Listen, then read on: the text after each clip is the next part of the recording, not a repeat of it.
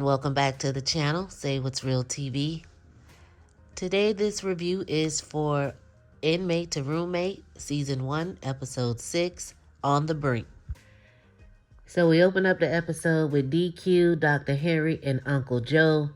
Uncle Joe is bringing DQ back to Dr. Henry's house after last week when DQ stormed off because Dr. Henry told him he would call the police on him if he was around Jamal, one of his friends that is currently in jail that is soon to be getting out of jail.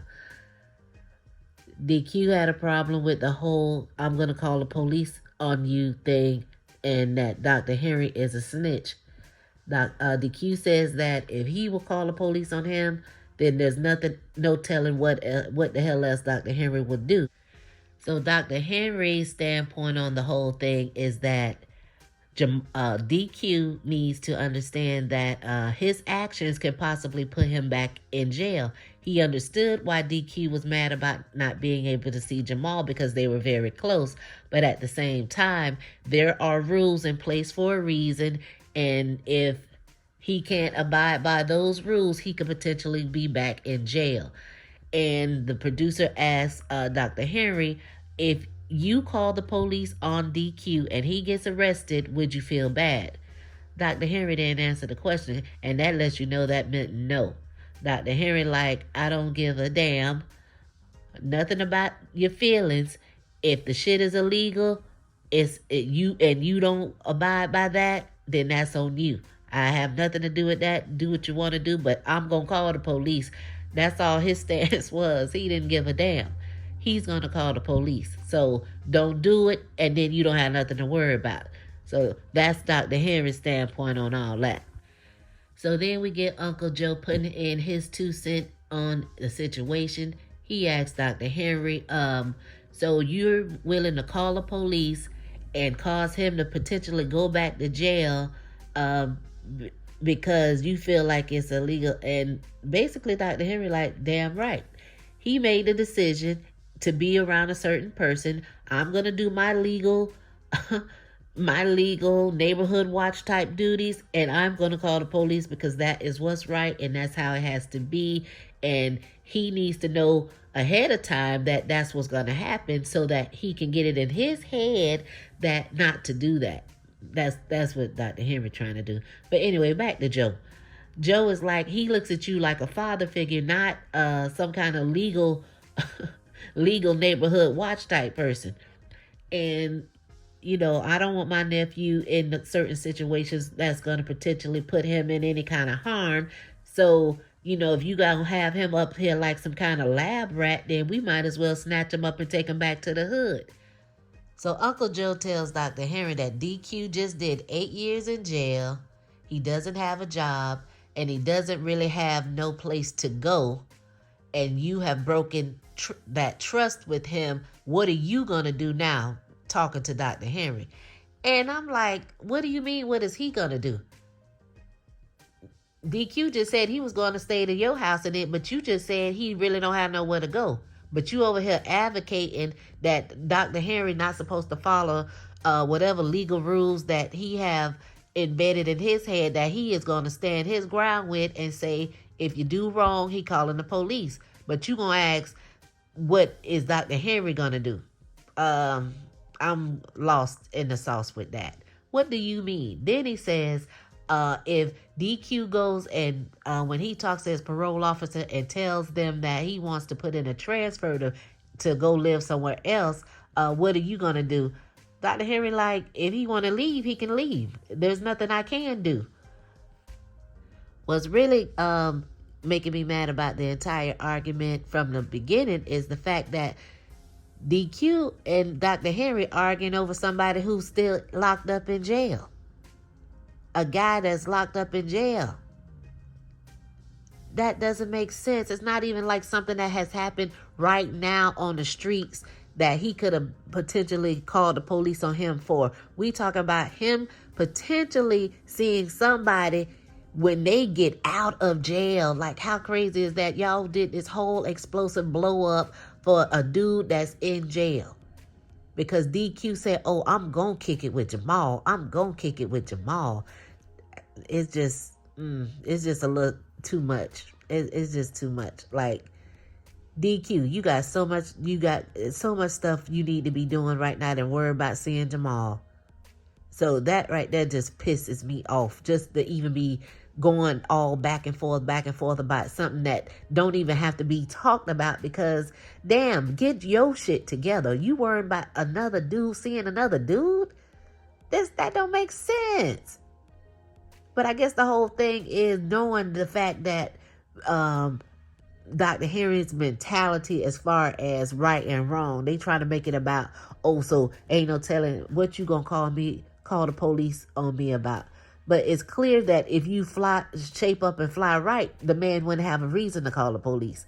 But for you to go on and on for 2 weeks now, because you might, keyword might, get the police called on you because you want to kick it with Jamal. So we head over to Sharna and Mark's house, and I guess they are continuing their conversation from last week in the kitchen. Sharna is digging in the garbage, talking about she's looking for contraband that Bill may have put in the garbage. I'm sure Bill will not put evidence of drugs in your trash way in the kitchen when he could easily hide it, ball it up in all that toilet paper that he has and just flush it down the toilet. But anyway, I think Sharna starts talking to Mark about how Bill used to tell her he wanted a Christian girl just like her, and it just seems to me like Sharna was infatuated with the things that Bill used to say, and I think she had in her mind she was fantasizing about Bill getting out and being a certain kind of way. But you must know that when people are in jail, they spew out all this hot air that they can make their mouth fried chicken. And it's just like, you can't believe everything they say. And I think that's how Sharna got caught up. She got into this fantasy thing with Bill in her head. And when Bill got out, it's just not the same. It's not popping off like that. So Sharna goes on and on about how Bill is becoming difficult to be around. He's not going to look for a job on his own. He sits around, not following any rules, and all Bill wants to do is sit around on the phone all day and talk to his girlfriend. See, that's really what the problem is. This what it all boils down to, is that Bill has a girlfriend and it's not Sharna. While Sharna and Mark are still in the kitchen talking, here comes Bill skipping and hopping, happy as can be. He waving a piece of paper all up in their face, telling them, guess what I got? Mark said, what, a job? He said, no, I got my travel pass. Mark though went to his parole officer and got permission to go to California to be with his girlfriend Mary for 15 days. I said Mark went to his parole officer, but I meant Bill, but y'all know what I meant. So the first thing comes out of Sharna's mouth is that where you went in the Uber? Mark said he saw you get in the Uber. Girl, what damn difference does it make? What difference does it make if he took the Uber? Why are you so adamant about him answering that question? Girl, what was it about the Uber, y'all? Somebody tell me. Why does Sharna need to know if that's where he went in the Uber? Did she pay for the Uber? Did you pay for the Uber, Sharna? So they tell Bill they want to have a conversation before he leaves. Bill say he's headed out tomorrow. No need to waste no time. I hope y'all got something positive to say, because y'all got too much negative stuff going on around him, as if he's not part of the negativity. But Bill is like, well, let's just clear the air now. What y'all want to talk about? What's going on? So they basically reiterate what they've saying every scene they're in, saying the same thing. There are rules to follow, and you need to follow the rules because you haven't been doing that, blah, blah, blah. Bill don't hear nothing, child, because Bill's mind is set on what he got going on. Sharna's like, oh, you have your plane tickets and all that, and yeah. So she's like, oh, he doesn't have any money. Mary has been paying for everything he has. Girl, you are so jealous of Mary, you don't know what to do. If Mary want to pay for Bill, let Mary pay for Bill. So they're going on and on and on about the rules. And Bill is like, Sharna, it's just like every day you're being condescending to me. You're talking down to me. You're complaining about everything.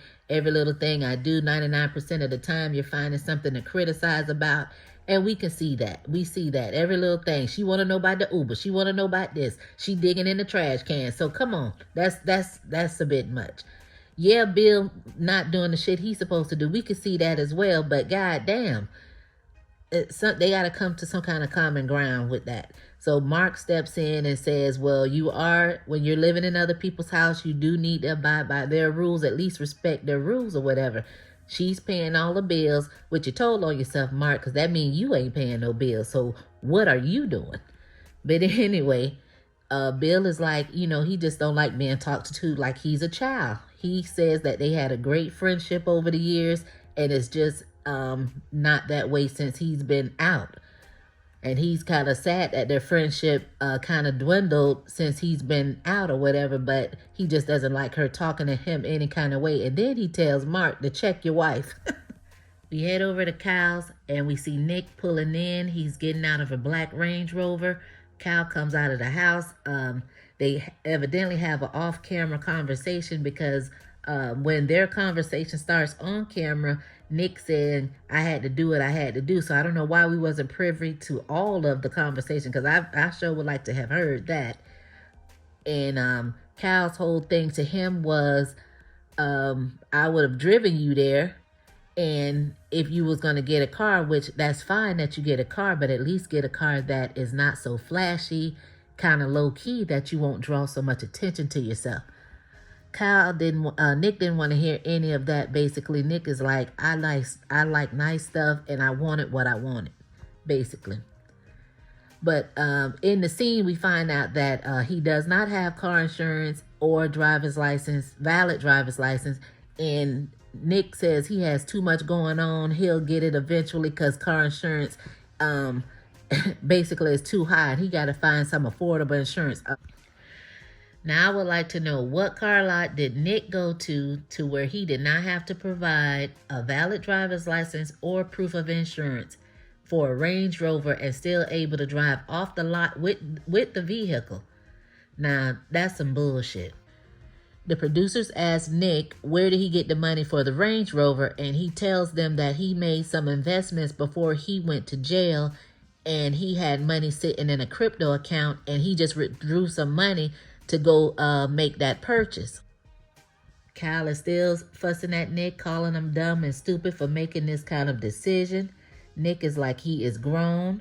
He don't have time to be waiting around on nobody. He need a ride, and it is what it is. He'll get insurance eventually. Kyle still calling him stupid, and then tell him that it'll only take one person to mess your life up, which to me, I took that as he gonna call somebody on Nick. So he better watch out, because I don't know why he had to throw that part in there. But, he just called him dumb, and Nick walks off. But what I would like to know, if Nick has this quote-unquote crypto account with money sitting in it that he can withdraw at any time, why he won't go and get him somewhere to live? Why can't he get car insurance if he has money sitting in the crypto account with his lying ass? So we go back to DQ, Uncle Joe, and Dr. Henry. And for a minute, I thought we switched locations because Uncle Joe was telling Dr. Henry to come on in and have a seat, as if we were in Uncle Joe's house. I was looking around like, well, when we change locations, we still at Dr. Henry's house. So then DQ tells us that the parole officer told him he can't leave until the process is complete for his transfer. So basically, he has to stay with Dr. Henry until that is finalized. Then Uncle Joe tells Dr. Henry that he is not off the hook about this whole police matter. I'm getting tired of it. So he goes to tell him how in the black culture, people don't call the police on each other. It's considered, and he didn't say that, but basically saying, we don't do the whole snitching thing. It's taboo, all this blah, blah, blah. So they go on, and they end up getting into this whole pissing contest between the two of them. We see Dr. Henry getting all hyper and agitated a little bit, sweating and a little angry in a sense. Uncle Joe kind of remained calm in the beginning, but they having this little pissing contest. Uncle Joe presents this scenario to him and says that if your mother was a felon and she was on her deathbed and you were a felon, would you go see your mom on her deathbed, you know? And Dr. Henry never answers the question. He gets all hyper. He's deflecting, trying to answer a question with a question, never answers. But at the end of the day, it comes, Uncle Joe tells him, oh, you provided all this fairyland, Disneyland in the backyard scenario for Darquavian when he was in jail. That's why he came there to you. And so Dr. Henry was like, oh, so that's what you're mad about, because he chose to come here and that you were not important enough for him to go to you. So we did find out that Uncle Joe did offer his nephew to come and stay with him, but Darquavian chose Dr. Henry. So Uncle Joe gets offended, I guess, and he tells Dr. Henry that he does not feel safe to leave his nephew with him. Now, we already know that the PO said he had to stay there until the process was complete, right? But moving on. So he told him he didn't feel safe, and he told Darquavian, go pack up his stuff. They are finna leave. They're leaving. So they get up and go. And then Dr. Henry mumbling on his breath, well, I hope he don't violate. I guess he's trying to say that Uncle Joe's ways will have him back in jail before that 2-year parole is up. So Uncle Joe helps Darquavian pack up all his stuff. So they're going to the truck with his stuff. Dr. Henry follows them out to the street. He says, oh, so I guess you're going to lie to the PO and tell her that he's still staying here. And it sounds like they said, yeah. And I guess you're going to call the police on that. And Dr. Henry like, no, I'm not going to call the police. But my thing is, hell, you on national TV talking about it. So, hey, she going to know one way or the other.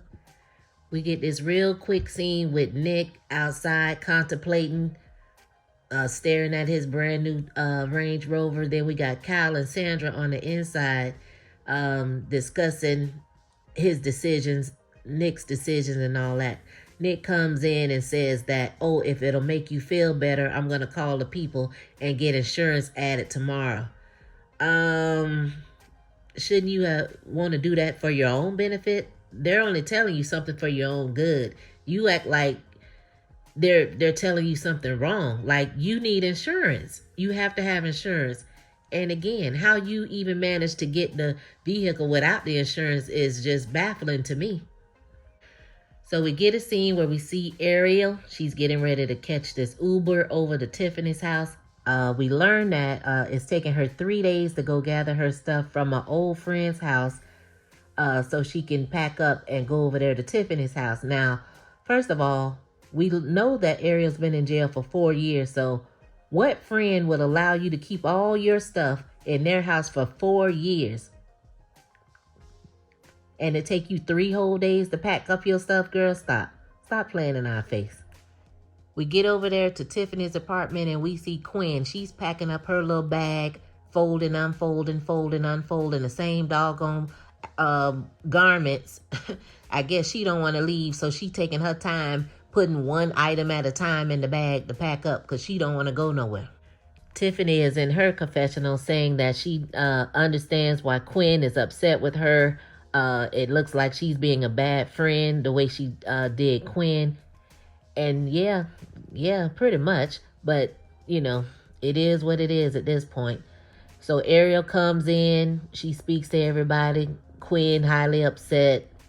She's Tiffany shows Ariel the bedroom when she should have been showing her the couch, because that's where she's supposed to be sleeping, right? That's why Quinn getting kicked out, right? So I don't know why you showing her the bedroom unless y'all got something else going on. So the producer asked them in a confessional, like, how did your friendship start? So they said they had a mutual friend. Tiffany was somewhat concerned about Ariel going to jail. So the mutual friend put them two in communication with each other, and it just grew from there. So we back in the apartment. Quinn is sitting down looking all sad and gloomy and brushing her damn hair like she Joe Torre from Poetic Justice like 500 times. Like, girl, please stop it. She going on and on about how Ariel just manipulated her way all up into Tiffany's little apartment, and she ain't right, and this ain't right, and Ariel telling her girl like, quit hating, like this has nothing to do with me. She said it has everything to do with you. And Quinn is like, we don't even know who you is. And Ariel was like, you don't know who I am, but Tiffany knows me. So, basically you're going to have to get over it. And Quinn all jealous and mad, like, well, what about me? What about me? You going to help, you rolling her bag all around. You going to help me roll mine out? She going on and on, calling the girl dirty and all that because she was locked up, and talking about, oh, I'm finna get from out of here, and because you don't give a damn about me. And she goes to the door, so I hope y'all have a happy life, and slam the door. I said, ooh, child. So we go back to Sharna and Mark's. We have Bill in his room minding his own business, packing up his clothes because we know that he's getting ready to go see Mary the next day. Sharna decides she wants to come in and talk and ask him, so when you decide to come back, well, when you come back, what are your plans? Sharna, you guys just discussed that in the kitchen, basically, or pretty much told him what he's going to be doing when he comes back. So why do we need to go back, try to strike up a whole new conversation about the same stuff? Girl, what is it with you? It just, oh my God, I don't understand. So in the midst of the conversation, Bill tells Sharna that she's jealous. Sharna says, I'm not jealous. What do I have to be jealous for? Sounding like she about to cry and shit. So Bill goes on and was like, well, if you're not jealous, then let me bring Mary back. Make her feel welcome. Let me bring my woman back. You know my finances are strapped. Well, Sharna already said that Mary was paying for everything, so what your finances got to do with it?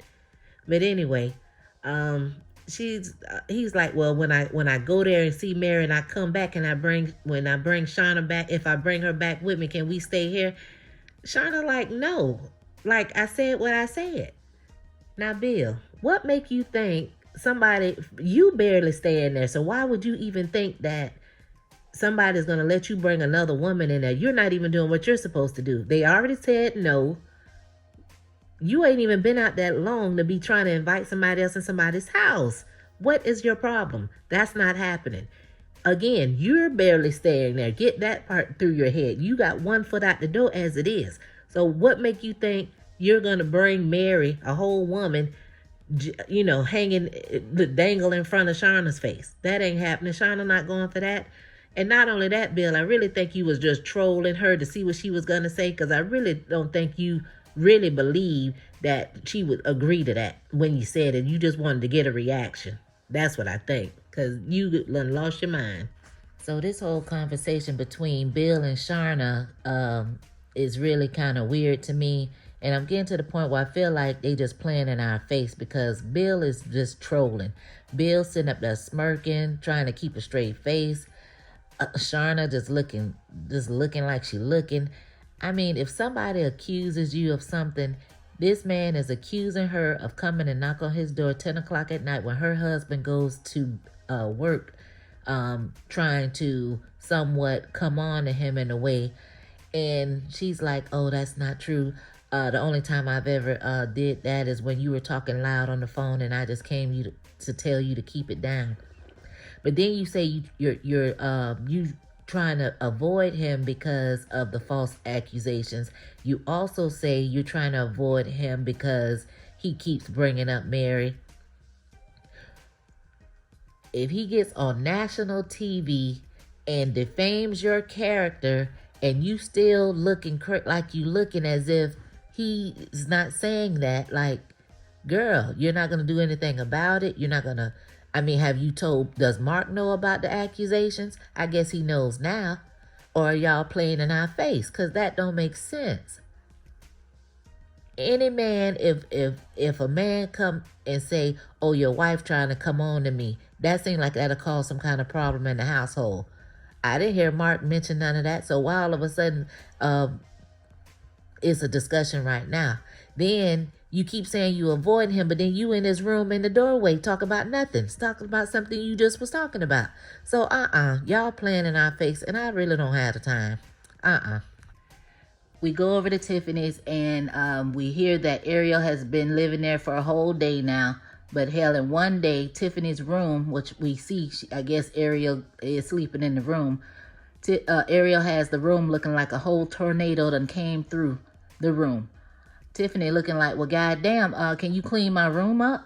She didn't say it like that, but she should have. Ariel is way too comfortable. I didn't even hear her respond to that. Tiffany says that the clothes that are all over the floor supposed to be the clothes that she's selling through her online boutique. She goes in the closet, I guess, looking for whatever, and something is missing. I don't hear her address Ariel about the missing item, so I'm not sure if she thinks Ariel took that or not, but she just chalks it up as Tiffany. Ariel is young. She's in her early 20s. I don't know what the hell that got to do with anything, because if it's not yours, then you don't touch it, point blank, and you need to ask me. You just don't use my stuff. Girl, no. Then we go to the front of the apartment, and Ariel asks Tiffany, can she use her computer? And Tiffany is a little hesitant about it because, you know, she was working with the computers when she went to jail in the first place doing all that fraud. And I guess Tiffany is like, I don't know about all that. Like, I don't need you to be doing all that on my Wi-Fi, on my IP address. So she understood her hesitation. She was like, I just need to check in with my PO. So Tiffany says, well, I'll let you go ahead and do it, but you can't have my password. So Tiffany asks Ariel about her past criminal history. So she's giving a little slight rundown of about the defrauding, the stealing identities, social security numbers, all that different stuff. She tells us she also had a twin sister that got killed in a car accident when the FBI came in to get the computers and all that she was using to do all of these crimes. There were photos of her sister that were on some of the computers that they can never get back now. She feels bad about that because I guess, you know, her mom don't have those pictures of her daughter now. So she said that once her sister did die, I guess she didn't really care anymore. 2 months after that, she was in prison. So it's like she basically didn't care and just went harder with the defrauding, I guess, to keep her mind off of her sister's death. But, you know, Tiffany was just listening or whatever, and she went ahead and let her use the computer, but she still wasn't getting the password. So Ariel understood what it was all about because, I mean, hell, you was using the computers to do your fraud, so she understood. Tiffany said she had a lot to lose behind all that, but it is what it is. So the episode was pretty good. That did conclude the episode, but it was a pretty decent episode. So we'll see what goes on next week. Thanks for coming. Thanks for listening. Peace.